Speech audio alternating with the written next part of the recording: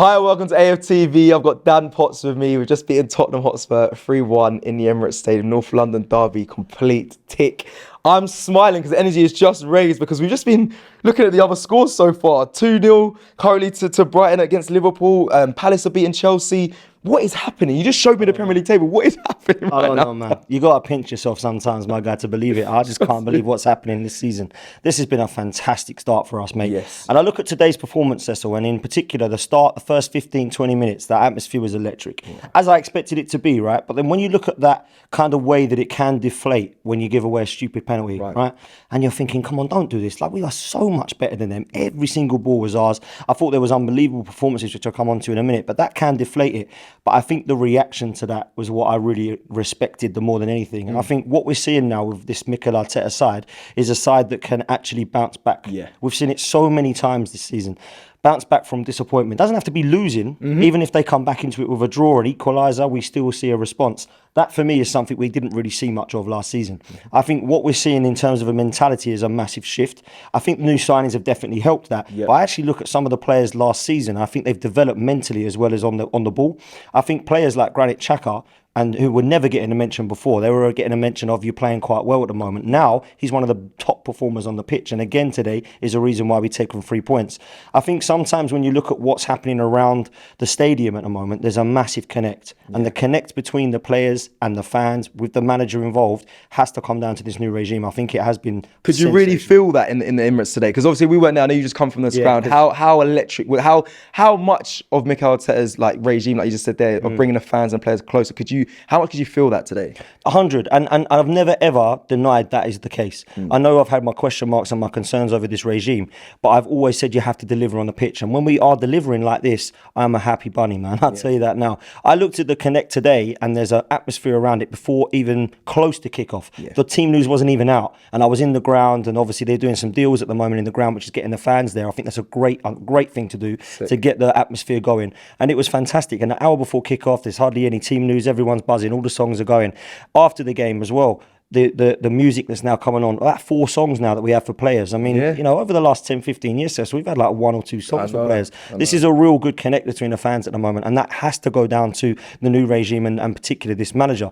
I look at the performance though individually today. I can't pick a man of the match. Yeah, let's talk about some of them, because I tell you what, Zinchenko played, Saliba.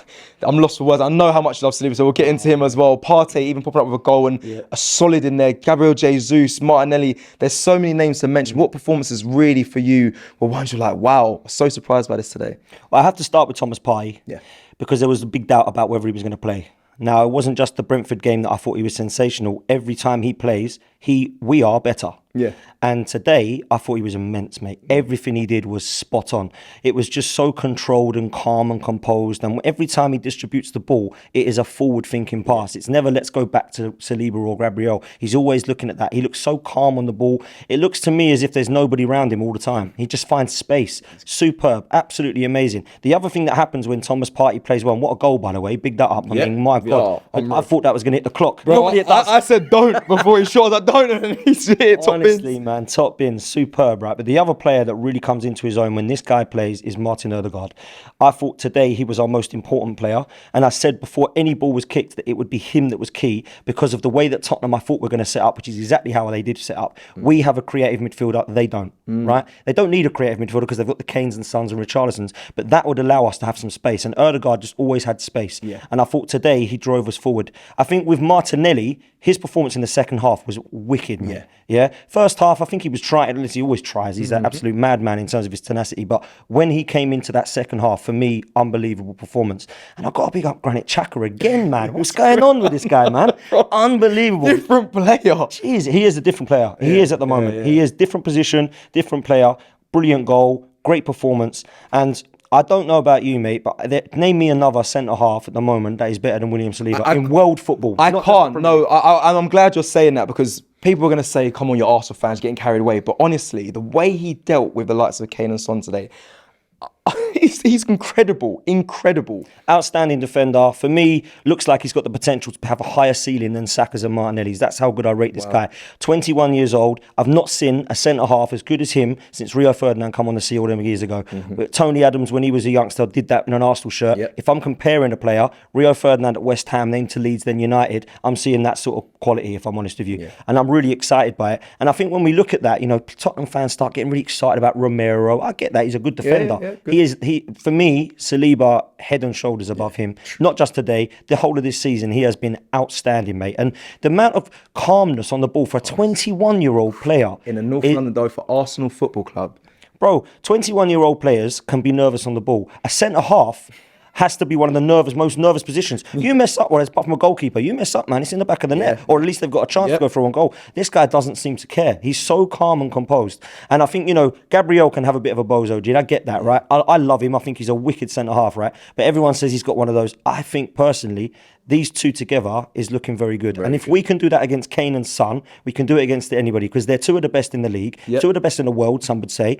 And I think today, people will say, now, can Arsenal do it against a big side? We're still waiting, man. Have we got a big side coming against us yet? Because that weren't one today. I'll tell you that now, man. I like that. I do want to end it there, but I want to say quickly, the red card for you in the stadium, because we had a big debate about it on the watch long. Was it a red card for you? So I need to see it again, because I haven't. I sound like Arsene Wenger, don't I? I didn't see it. Very political. See it. But listen, all I will say is I went, ooh, when it happened, right? Now, normally when you do that, you can get a bit passionate by it because it's North London derby. But I knew it was a bad tackle. And I was surprised to see the red. I was, and I'll say that because it didn't seem like the ref was right over to it, straight away, off you go. That was what was a bit confusing for me. And I think a lot of people in the stadium there was that sigh of, wow, I didn't expect that. I need to see it again. Apparently it's a nasty one, really nasty one. And, I've got to say, there's a lot of Tottenham fans that were saying, I can't wait to see Martinelli and Emerson Royale. I can't wait to see if Kulusevski, Richarlison are against Zinchenko. Do you know what? It worked out for us good, man, because I thought today that is a performance that every single player and every single fan can be proud of, let alone the manager, man. I thought we were outstanding. Shop for AFTV merch at shop.aftv.co.uk. Subscribe to us on YouTube. Follow us on Instagram, Facebook, Twitter, TikTok, Snapchat and Twitch. We've got content for every platform, so check it out.